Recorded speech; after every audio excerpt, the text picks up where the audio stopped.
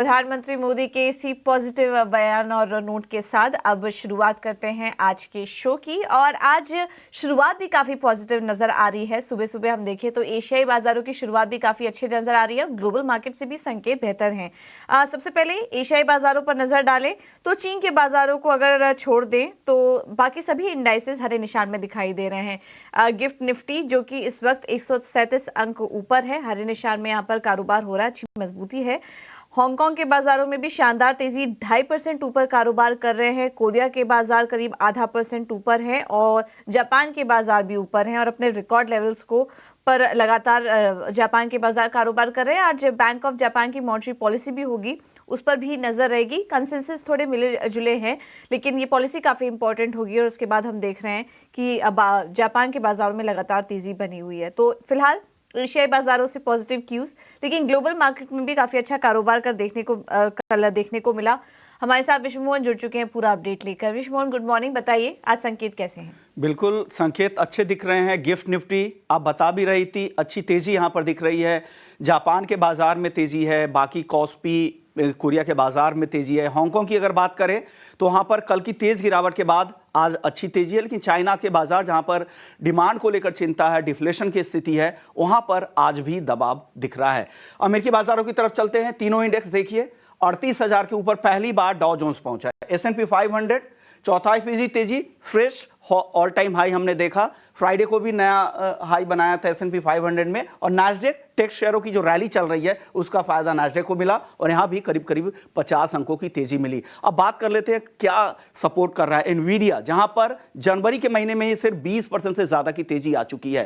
तो जो चुनिंदा टेक शेयर है वहां पर जबरदस्त रैली है, लेकिन अब सवाल उठता है कि ब्रॉडर मार्केट में वो रैली क्यों नहीं है, क्योंकि जनवरी महीने में अगर वहां के स्मॉल कैप इंडेक्स की अगर बात करें तो वहां पर 2% से ज्यादा की गिरावट आई है। यानी रैली ये चुनिंदा शेयरों तक ही सीमित है, इसीलिए एक्सपर्ट्स को लगता है ये रैली कब तक चलेगी। कुछ डेटा की बात करते हैं तो नतीजों के दम पे यूनाइटेड एयरलाइंस में तेजी थी, बाकी एयरलाइंस को भी सपोर्ट मिला। 2 से 6% तक की तेजी एयरलाइंस कंपनियों में दिखी। आज कुछ अहम नतीजे जो वहां पर आने वाले हैं, जिसमें Johnson and Johnson, Procter and Gamble, Martin Lockheed और नेटफ्लिक्स के भी नतीजे आने वाले हैं।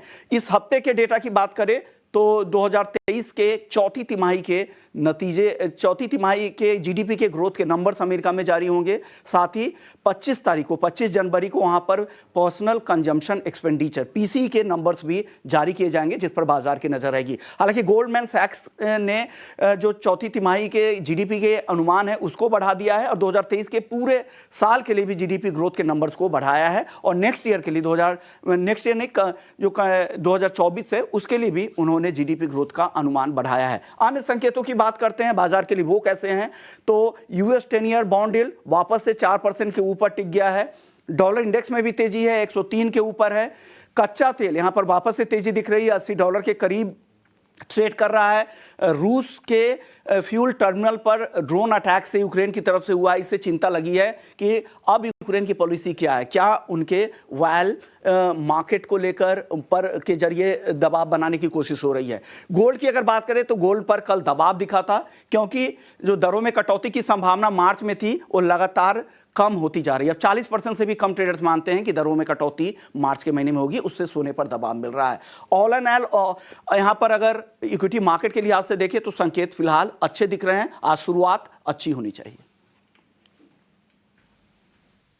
ठीक है, तो शुरुआत अच्छी होनी चाहिए। एशियाई बाजारों से भी संकेत ठीक ठाक ही हैं और ग्लोबल मार्केट भी, यूएस मार्केट स्पेशली अगर देखें तो रिकॉर्ड लेवल्स पर कारोबार कर रहा है। हालांकि कुछ आगे इंपॉर्टेंट आंकड़े आएंगे, उस पर हमारी नजर रहेगी। जीडीपी के आंकड़े आएंगे और इसके अलावा पीसी के आंकड़े, जो कि फेड काफी क्लोजली वॉच करता है इन आंकड़ों को, ये भी काफी इंपॉर्टेंट होगा देखना। फिलहाल बुल मार्केट में है अमेरिकी बाजार और अच्छी तेजी वहां पर, अच्छे संकेत वहां से देखने को मिल रहे हैं। अब एक बार एफआईज और डीआईएस के अपडेट ले लेते हैं, उसके बाद हम समझेंगे कि आज निफ्टी और बैंक निफ्टी के अहम लेवल्स कौन से होंगे। कैश मार्केट में ये शुक्रवार का डेटा है। एफआईएस की अगर बात करें तो 545, माफ कीजिएगा, ये शनिवार का आंकड़ा है, क्योंकि शनिवार को भारतीय बाजार कारोबार कर रहे थे। कल तो भारतीय बाजारों में कारोबार नहीं हुआ, कल बंद थे। लेकिन ये जो आंकड़े आए हैं उसमें कैश मार्केट में अगर देखेंगे तो 545 करोड़ की बिकवाली हुई है। DIIs ने 719 करोड़ की बिकवाली की है। इंडेक्स फ्यूचर में 528 करोड़ की बिकवाली का आंकड़ा है और इंडेक्स ऑप्शन में भी देखेंगे तो बिकवाली ही हुई है 15,000 करोड़ के लगभग की बिकवाली यहाँ पर भी देखने को मिली। 20 जनवरी के आंकड़े हैं ये। और उस दिन हमने देखा भी काफी दायरे में कारोबार कर रहे थे। हालांकि बैंक निफ्टी में तो अच्छी क्लोजिंग दिखी थी, लेकिन निफ्टी में लाल निशान में यहाँ पर क्लोजिंग देखने को मिली है। लेकिन आज कैसे भारतीय बाजार कारोबार कर सकते हैं, क्योंकि आज प्रॉपर रिएक्शन दिखेगा उन तमाम नतीजों का भी। ओवर द वीकेंड काफी सारे नंबर्स भी आए हैं, उसका भी रिएक्शन आज दिखेगा। तो उन सबको देखते हुए आज लेवल्स कौन से इंपॉर्टेंट होंगे ये भी समझ लेते हैं। छोटा कारोबारी सत्र भी है और एक्सपायरी भी है इसी बीच, उसको देखते हुए आज समझना होगा कि निफ्टी और बैंक निफ्टी के डेटा क्या कह रहे हैं। हमारे साथ डिम्पी कालरा जुड़ चुके हैं फोन लाइन पर पूरा एनालिसिस लेकर। डिम्पी गुड मॉर्निंग, बताइए। गुड मॉर्निंग पूजा। देखिए, सैटरडे को अमूमन ट्रेड नहीं होता, लेकिन इस बार ट्रेड हुआ तो वॉल्यूम भी ठीक था। ऐसा नहीं था कि वॉल्यूम में कोई कमी थी और लेवल्स के हिसाब से भी इम्पोर्टेंट डे था ये। कुछ नंबर्स वगैरह भी आए, जैसे आईसीआईसीआई के नंबर्स नहीं आए थे तब तक, तो आईसीआईसीआई का इम्पैक्ट आज कैलकुलेट होगा, बट कोटक का हो गया था। तो ऐसे नंबर्स अभी आप जिसके बारे में जिक्र कर रहे थे वो मार्केट के अंदर थोड़ा डिस्काउंटेड होकर चल रहा है और आपको एसजीएक्स निफ्टी के अंदर भी वो पॉइंट्स दिख रहे होंगे, यानी कि गिफ्ट निफ्टी के अंदर भी दिख रहे होंगे। कुल मिला के पॉइंट्स कहने का मतलब ये है कि मार्केट ने अभी भी कंसोलिडेशन के रेंज को ही अपनाया हुआ है। इसमें ना ही ब्रेकआउट हो रहा है ना ही ब्रेकडाउन हो रहा है। आपको हमने कई बार लेवल्स बताए थे कि 21,300 400 वाला एक सपोर्ट एरिया है। मार्केट ने उसको रीटेस्ट किया, वापस ऊपर आ गया, 500 के ऊपर आके क्लोज कर रहा है। और अगर आपको उसका रेजिस्टेंस देखेंगे तो 21,800 के आसपास और 22,000 का एक टफ रेजिस्टेंस है।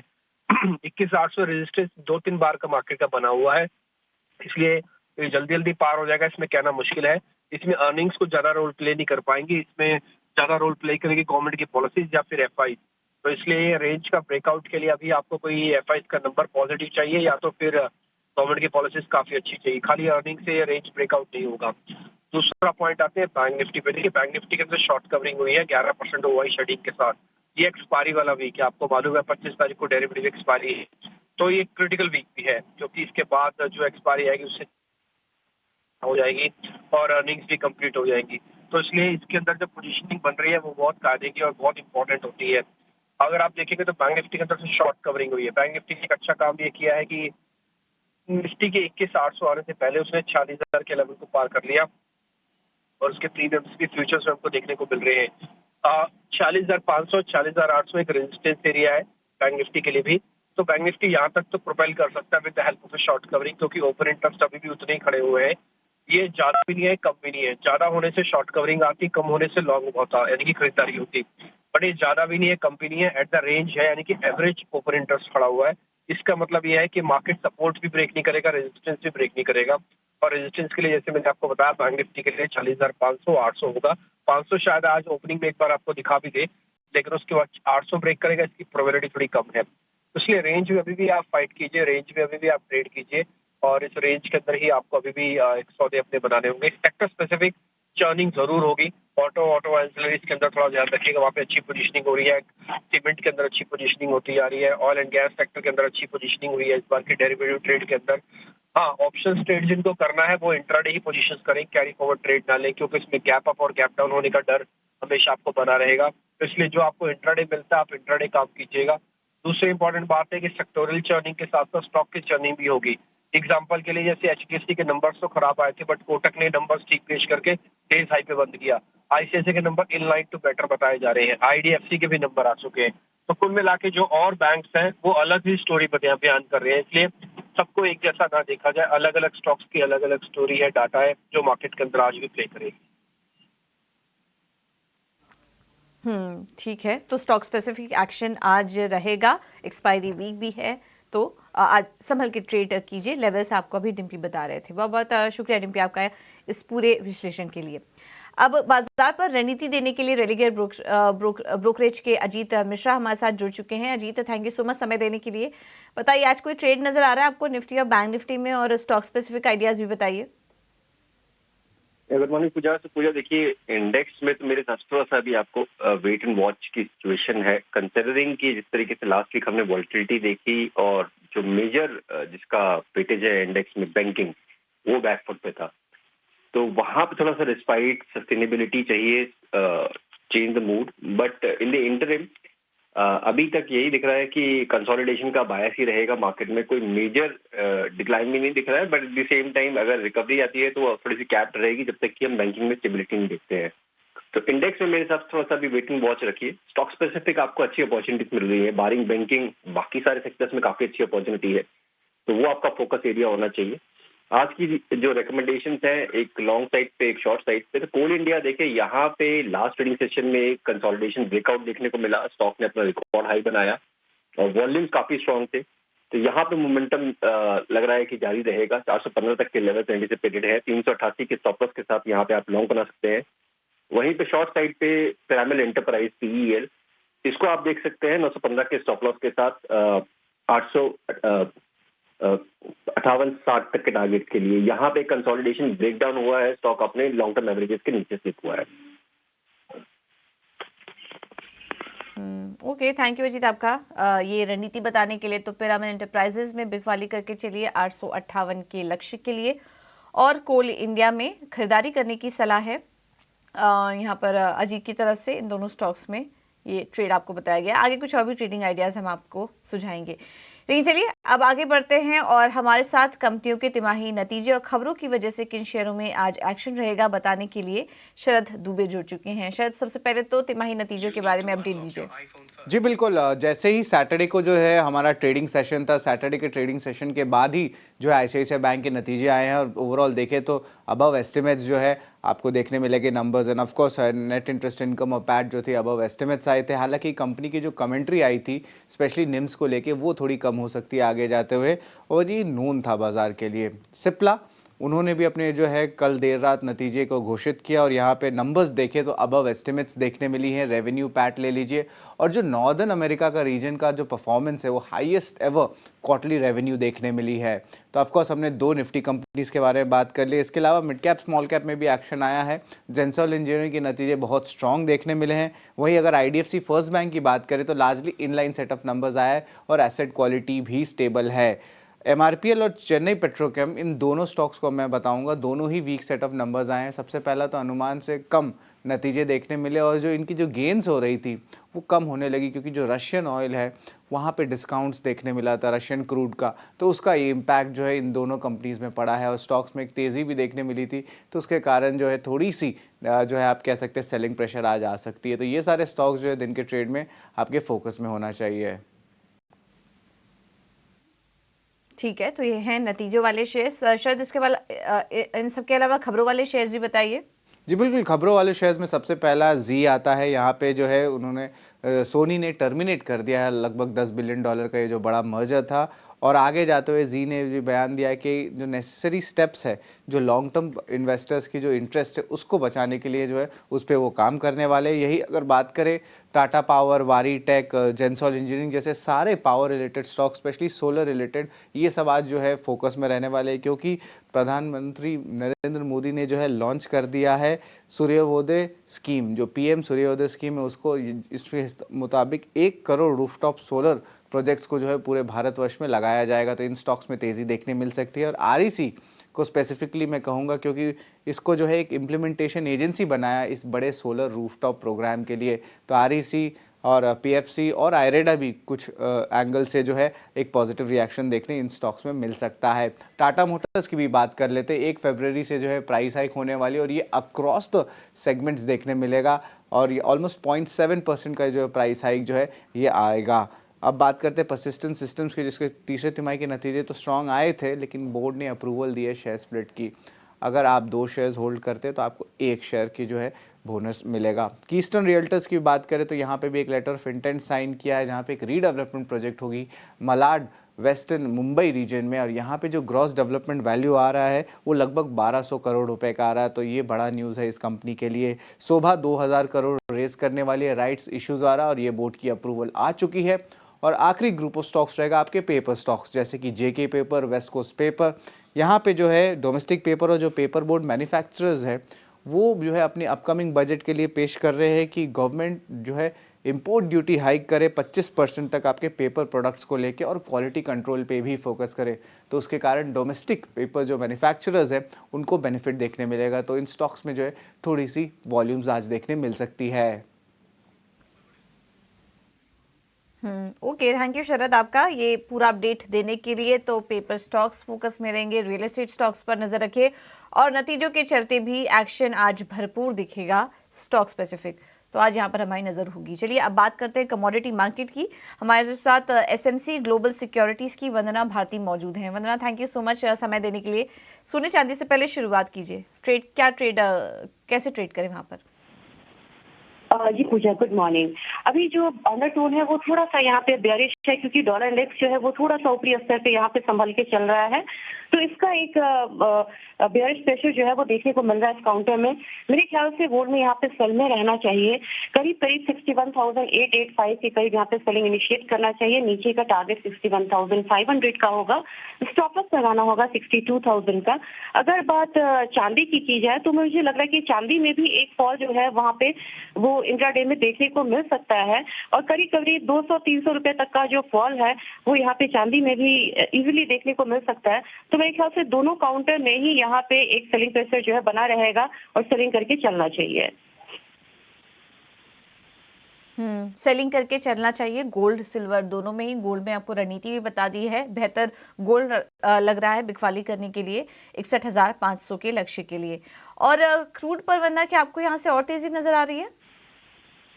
क्रूड में तेजी तो है और थोड़ा सा भी एक करेक्शन के साथ मार्केट ओपन हो सकती है, लेकिन फिर से बायर डिप की जो स्ट्रैटेजी है वो यहाँ पे सही रहेगी, क्योंकि काफी चीजें हो रही हैं और अब बहुत ज्यादा डिस्टर्बेंस देखने को भी मिल रहा है शिपमेंट्स में।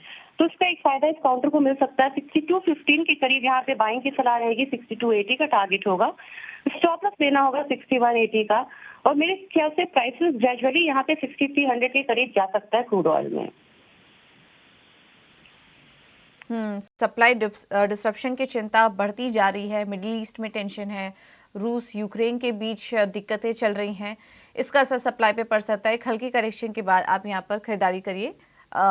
सेल ऑन डिप्स का मार्केट है इस वक्त, बाय ऑन डिप्स का मार्केट है, तो क्रूड में फिलहाल खरीदारी करने की सलाह 6,280 के लक्ष्य के लिए। वंदना, बेस मेटल्स में आपको कहीं मौके दिख रहे हैं? बेस मेटल्स में पूजा अभी तक देखा जाए तो लगातार एक करेक्शन आ रहा था सेलिंग पे, हायर साइड पे, सॉरी। मेरे ख्याल से यहाँ पे आज थोड़ी सी रिकवरी जो है वो देखने को मिल सकती है। इलेक्ट्रॉनिक ट्रेडिंग सेशन में थोड़ा सा अपसाइड जो है वो दिखा रहा है, इसका फायदा भारतीय बाजार को यहाँ पे मिल सकता है। तो करीब करीब यहाँ पे एल्यूमिनियम में बाइंग की सलाह रहेगी, 196 के करीब बाइंग करनी है, 198 का टारगेट होगा, स्टॉप लॉस लगाना होगा 195 का। दूसरी कमोडिटी यहाँ पे जिंक है, जिंक में 219.5 आता है, टेक्निकल लेवल को ध्यान में रख के ही ट्रेड करना होगा। 219.5 आता है तो बाइंग करिए, 220.5 का टारगेट रख के स्टॉप लॉस यहाँ पे लगाना होगा 219 का। तो मेरे ख्याल से ₹1 के लिए यहाँ पे जिंक में भी बाइंग की जा सकती है। ओके, थैंक यू वंदना आपका समय देने के लिए, ये रणनीति सुझाने के लिए। तो बेस मेटल्स में एल्युमिनियम और जिंक अच्छा लग रहा है, यहाँ पर आप ट्रेड ले सकते हैं। गोल्ड में बिकवाली करने की सलाह, कच्चे तेल में तेजी करने की राय। अब आगे बढ़ेंगे, ब्रोकरेज हाउस की रिपोर्ट एक बार देख लेते हैं। आशीषा हमारे साथ मौजूद है पूरा अपडेट लेकर। आशीषा, गुड मॉर्निंग, बताइए। जी हाँ, सबसे पहले जी एंटरटेनमेंट के ब्रोकरेज रिपोर्ट्स पर जाहिर तौर पर फोकस रहेगा। CLSA की रिपोर्ट आई है जहां उन्होंने डाउनग्रेड कर दिया है स्टॉक को, अब बिकवाली की राय दी है। टारगेट प्राइस भी जो पहले 300 रुपीज़ प्रति शेयर था वो अब घटाकर 198 रुपीज़ प्रति शेयर कर दिया है। जो मर्जर होने वाला था वो कॉल ऑफ हो गया है, जिसके चलते उनका मानना है कि वैल्यूएशन मल्टीपल्स भी घट सकते हैं। Valuation multiples 12 times price to earnings पर जा सकते हैं, जिसके चलते उन्होंने बिकवाली की राय दी है और टारगेट प्राइस घटाकर 198 रुपीज़ प्रति शेयर का कर दिया है जी एंटरटेनमेंट पर। इसके अलावा नतीजों के दम पर भी कुछ ब्रोकरेज रिपोर्ट्स आई है। सबसे पहले ICICI बैंक की बात करते हैं, जहां जेफरीज की रिपोर्ट आई है। उन्होंने खरीदारी की राय बरकरार रखी है और 1250 रुपीज़ प्रति शेयर का टारगेट दिया है। उनका मानना है कि लोन ग्रोथ काफ़ी स्ट्रॉन्ग था इस क्वार्टर में। नेट इंटरेस्ट मार्जिन में थोड़ा सा स्लो डाउन देखने को मिला, लेकिन एसेट क्वालिटी अभी भी रिटेल सेगमेंट की नॉर्मलाइज होती हुई नज़र आ रही है और ICICI बैंक अभी भी उनका टॉप पिक है बैंकिंग सेक्टर से। तो खरीदारी की राय बरकरार और 1250 रुपीज़ प्रति शेयर का टारगेट आता हुआ नजर आया है। इसके अलावा कोलगेट के नतीजे आए कल, जिसके चलते CLSA की रिपोर्ट आई है। उन्होंने बिकवाली की राय बरकरार रखी है। टारगेट प्राइस अब बढ़ाया है। 1932 रुपीज़ प्रति शेयर का जो टारगेट था वो अब बढ़ाकर 2001 रुपीज़ प्रति शेयर कर दिया है। उनका मानना है कि मार्जिन्स में इम्प्रूवमेंट देखने को मिला, लेकिन उसके बावजूद वॉल्यूम स्लो डाउन देखने को मिला, जिसके चलते उन्होंने बिकवाली की राय अभी भी बरकरार रखी है। कोटक महिंद्रा बैंक के भी नतीजे आए थे, जिसके चलते कुछ ब्रोकरेज रिपोर्ट्स आई है। सबसे पहले जेफरीज होल्ड की रेटिंग बरकरार रखी है। 2050 रुपीज़ प्रति शेयर का टारगेट दिया है। उनका मानना है कि मार्जिन्स अच्छे थे, जिसके चलते टॉप लाइन ग्रोथ देखने को मिला, लेकिन अभी भी वैल्यूएशंस एक्सपेंसिव है, जिसके चलते उन्होंने होल्ड की रेटिंग बरकरार रखी है। सिटी ने भी न्यूट्रल की रेटिंग बरकरार रखी है। 2040 रुपीज़ प्रति शेयर का कोटक महिंद्रा बैंक पर टारगेट दिया है। इसके अलावा सनटेक रियल्टी की बात करते हैं तो जेफरीज की रिपोर्ट आई है। खरीदारी की राय बरकरार, टारगेट प्राइस मार्जिनली बढ़ाया है। 555 रुपीज़ प्रति शेयर का जो टारगेट था वो बढ़ाकर 563 रुपीज़ प्रति शेयर कर दिया है। उनका मानना है कि प्री सेल्स ग्रोथ 15% का था, लेकिन मैनेजमेंट ने जो गाइडेंस दी थी उससे स्लो ग्रोथ देखने को मिला। लेकिन मैनेजमेंट का मानना है कि फोर्थ क्वार्टर में मैनेजमेंट ये लॉस रिकवर कर पाएगी, जिसके चलते उन्होंने टारगेट प्राइस मार्जिनली बढ़ाकर 563 रुपीज़ प्रति शेयर कर दिया है। ओके, ठीक है, थैंक यू आशीष आपका ये पूरा अपडेट देने के लिए। तो ढेर सारे नतीजे आए हैं। जी पर आज फोकस रहेगा खास करके, क्योंकि डबल डाउनग्रेड आया है, और इसके अलावा नतीजों के चलते भी आज काफ़ी सारे बैंक्स फोकस में रहेंगे। चलिए फिलहाल इस शो में इतना।